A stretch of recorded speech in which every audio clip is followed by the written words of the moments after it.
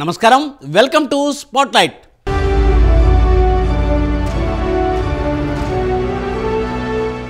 ప్రశాంత్ కిషోర్ ఈ పేరు దేశంలోనే ఒక సంచలనం. ఆయన వ్యూహం వేశాడంటే రాజకీయాలే తారుమారవుతాయి.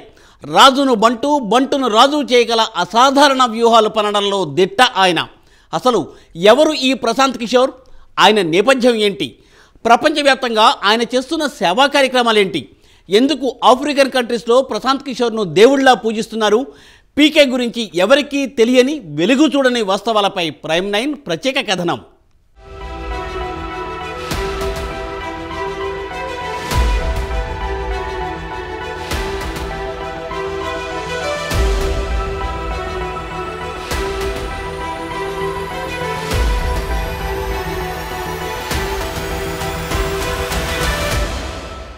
ప్రశాంత్ కిషోర్ అలియాస్ పీకే.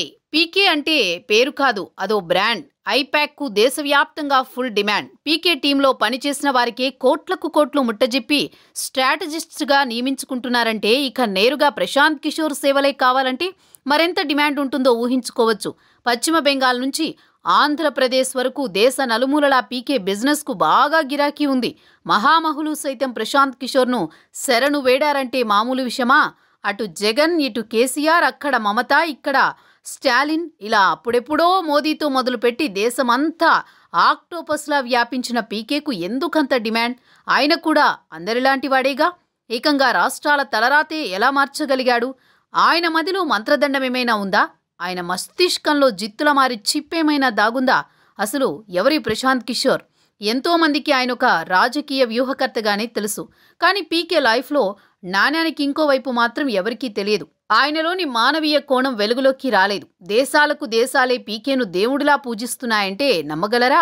ఎస్, మీరు వింటున్నది నిజమే. ప్రశాంత్ కిషోర్ రాజకీయ వ్యూహకర్త మాత్రమే కాదు, ఆయనలో ఎవరికీ తెలియని కోణముంది. అదే సేవ, త్యాగం. దానికి ఏ పేరు పెట్టాలో తెలియదు కానీ రాజకీయ వ్యూహకర్తగా తాను సంపాదించిన మొత్తం ప్రపంచవ్యాప్తంగా ఉన్న అనాథలకు, అభాగ్యులకు సేవ చేసేందుకు సాయం చేస్తారంటే ఆశ్చర్యం కలగక మానదు. అందుకే ఆఫ్రికాలోని ఎన్నో దేశాలు పీకేను దేవుడిలా పూజిస్తున్నాయి.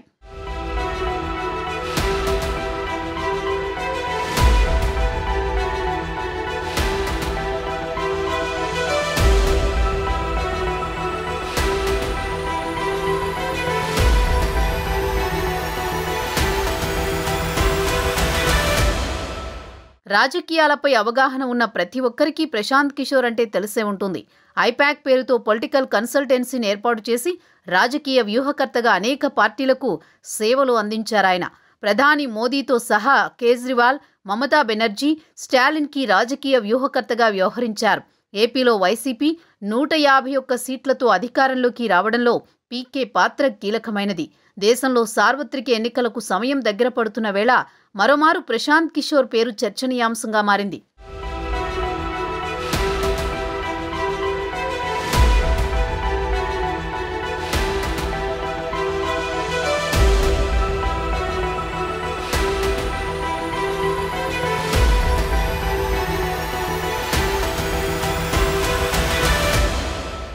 పంతొమ్మిది 1977లో అప్పటి ఉత్తరప్రదేశ్, ఇప్పటి బీహార్లో పుట్టాడు ప్రశాంత్ కిషోర్. ఫ్యామిలీ మొత్తం వైద్యులే. బాగా సంపన్న కుటుంబం. ప్రశాంత్ కిషోర్ అండర్ గ్రాడ్యుయేషన్ హైదరాబాద్లో పూర్తి చేశారు. పోస్ట్ గ్రాడ్యుయేషన్ ఢిల్లీలో చదివారు. పబ్లిక్ హెల్త్ మీద ప్రశాంత్ కిషోర్కి మంచి పట్టుంది.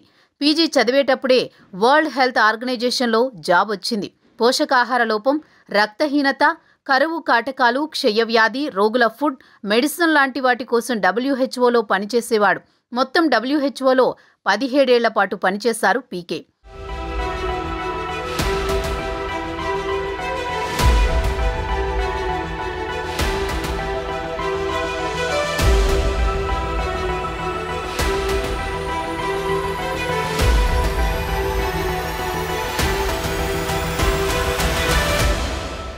ఆ తర్వాత 5 ఏళ్ల పాటు అమెరికాలో ఐక్యరాజ్య సమితిలో ఉద్యోగిగా పనిచేశారు. లెక్కల విశ్లేషణ, అద్భుత ప్రసంగాలు రాయడంలో దిట్టగా పేరుగాంచారు. ప్రశాంత్ కిషోర్ పనితనం గురించి తెలుసుకున్న అప్పటి గుజరాత్ సీఎం మోదీ 2012లో గుజరాత్ ఎన్నికల్లో తన గెలుపు కోసం సలహాదారుగా నియమించుకున్నారు. పీకే వ్యూహాలతో మోదీ ముచ్చటగా మూడోసారి ముఖ్యమంత్రి అయ్యారు.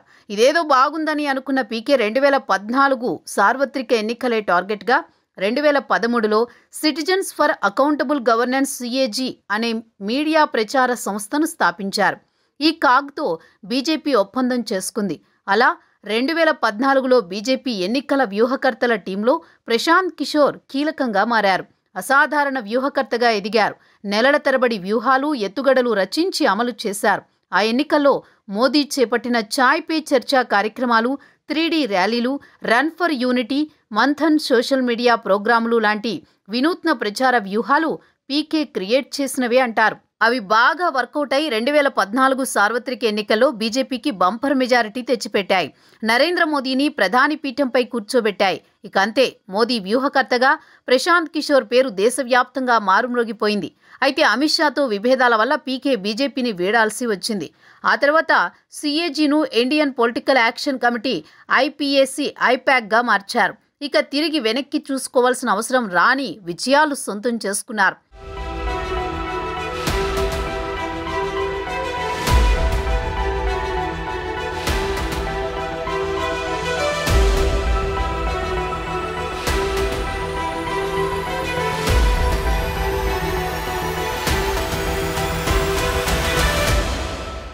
రెండు 2015లో బీహార్లో నితీష్ కుమార్ జేడీయూ పార్టీ కోసం పనిచేశారు. నితీష్ను మూడోసారి ముఖ్యమంత్రిని చేయడంలో సఫలమయ్యారు పీకే. ఆ తర్వాత 2018లో అదే జేడీయూ పార్టీలో చేరి రాజకీయ అరంగేట్రం కూడా చేశారు. కానీ అనేక పార్టీలను గెలిపించిన ఆయన సొంతంగా మాత్రం రాజకీయాల్లో రాణించలేకపోయారు. పౌరసత్వ సవరణ చట్టంపై జేడీయూ అధిపతి నితీష్ కుమార్తో విభేదించి 2020 జనవరి 29న పార్టీ నుండి బహిష్కరించబడ్డారు. ఇక 2017లో పంజాబ్, యూపీలో కాంగ్రెస్ కోసం పనిచేసింది ఐపాక్. అయితే పంజాబ్లో కాంగ్రెస్ను గెలిపించిన పీకే యూపీలో మాత్రం ఆయన వ్యూహాలు పని చేయలేదు. బీజేపీ హవా ముందు హస్తం పార్టీ నిలవలేకపోయింది. యూపీలో 300కు పైగా స్థానాల్లో పోటీ చేసిన కాంగ్రెస్ కేవలం 7 సీట్లతో చతికిలబడింది. మంచ్ పే చర్చ లాంటి స్ట్రాటజీలు వర్కౌట్ కాలేదు. అప్పటి వరకు మాస్టర్ మైండ్గా చెలామణి అయిన పీకేకు ఇది ఊహించని పరాభవమే. ఇక 2019 ఎన్నికల కోసం 2 ఏళ్ల ముందుగానే 2017లోని ఏపీలో జగన్ వైసీపీతో డీల్ కుదుర్చుకున్నారు పీకే. ఇక అంతే, అప్పట్నుంచి రచ్చరంబోలే. పీకే డైరెక్షన్లోని వైసీపీ అభ్యర్థుల ఎంపిక జరిగింది. సమర శంఖారావమన్న పిలుపు, ప్రజా సంకల్ప యాత్ర లాంటి ప్రచార కార్యక్రమాలు తయారు చేసి జగన్ ప్రజల్లో ఉండేలా చేశారు. ఒక్క ఛాన్స్, నేను విన్నాను, నేను ఉన్నాను లాంటి డైలాగ్స్ కూడా వారివే. జయహో జగన్ సాంగ్ కూడా పీకే టీం క్రియేట్ చేసిందే.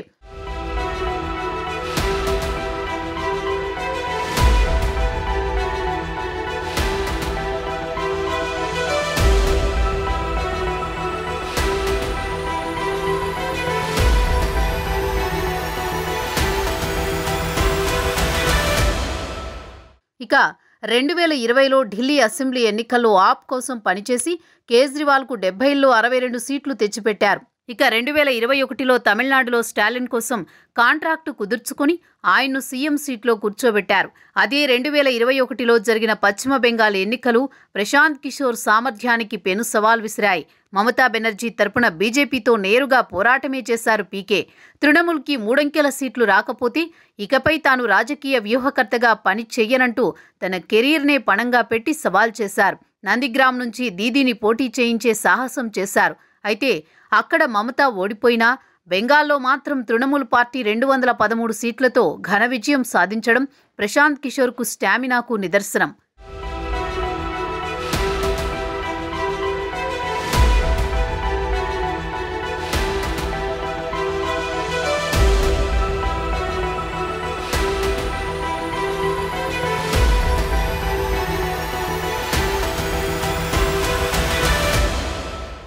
రెండు 2015 బీహార్ ఎన్నికలు, 2016 పంజాబ్ ఎన్నికలు, 2017 యూపీ ఎన్నికలు, 2019 ఏపీ ఎన్నికలు, 2020 ఢిల్లీ, 2020 బీహార్ ఎన్నికలు, 2021 పశ్చిమ బెంగాల్, తమిళనాడు ఎన్నికల్లో తన వ్యూహాలకు పదును పెట్టి తనను నమ్ముకున్న వారికి విజయం దక్కేలా చేయగలిగారు. అయితే ప్రశాంత్ కిషోర్ను కొందరు మంచివాడు అంటే ఇంకొందరు చెడ్డవాడు అంటారు. మరి మంచి చెడులను ఎలా డిసైడ్ చేయాలి?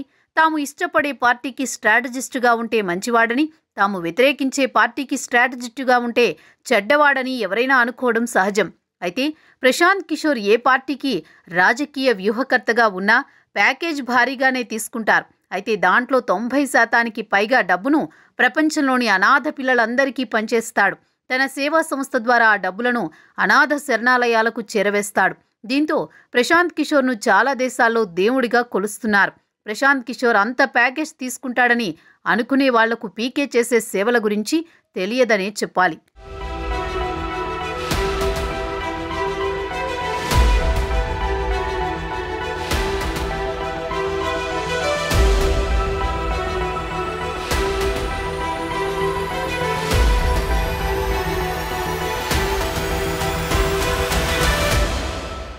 WHOలో పనిచేసేటప్పుడు పోషకాహార లోపం, రక్తహీనత, కరువు కాటకాల గురించి చెల్లించిపోయిన ప్రశాంత్ కిషోర్ తన సంపాదనలో 90% అనాథ శరణాలయాలకు ఇస్తున్నారు.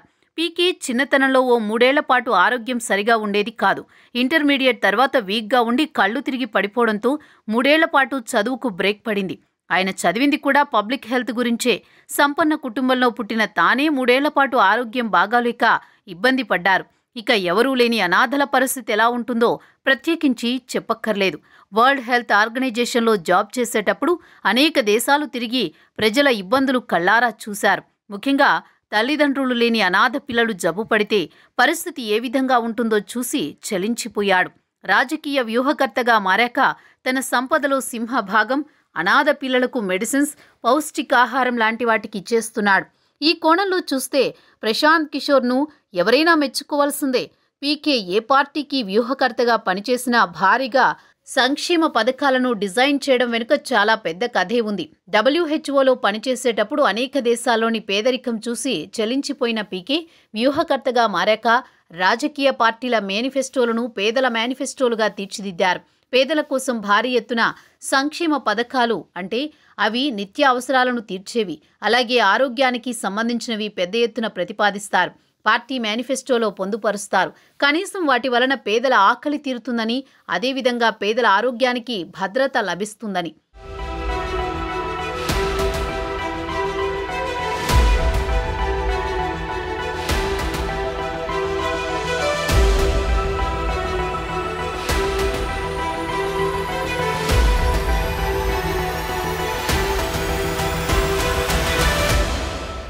పీకే లాంటి వాళ్ళు చాలా అరుదుగా ఉంటారు. సాధారణంగా ఎవరు ఏ పని చేసినా పొట్టకూటి కోసమే. 100 కోట్లు ఆర్జించే ప్రశాంత్ కిషోర్ లాంటి వాళ్ళు అంత సంపాదిస్తున్నారు కదా, వాళ్ళ లైఫ్ బిందాస్ అని చాలామంది అనుకుంటారు.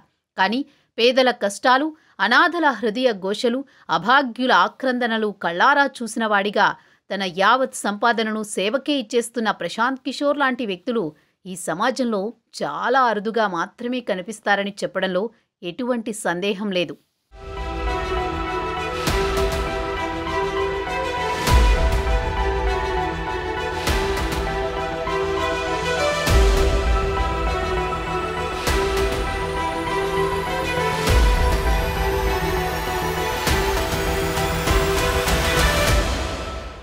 గిట్టని వాళ్ళు ప్రశాంత్ కిషోర్ను ఒక విలన్లా భావిస్తూ ఉండవచ్చు. అయితే ఇది నాణానికి ఒక కోణం మాత్రమే. నాణానికి మరోవైపు చూస్తే పీకే విలన్ కాదు. ఆయన రాజకీయ వ్యూహాల్లోనే కాకుండా మానవీయత ప్రదర్శించడంలోనూ, సేవా గుణంలోనూ ఎవరికీ అందనంత ఎత్తులో ఉన్నారని చెప్పడంలో ఏమాత్రం అతిశయోక్తి లేదు. స్పాట్లైట్లో స్మాల్ బ్రేక్ తీసుకుందాం.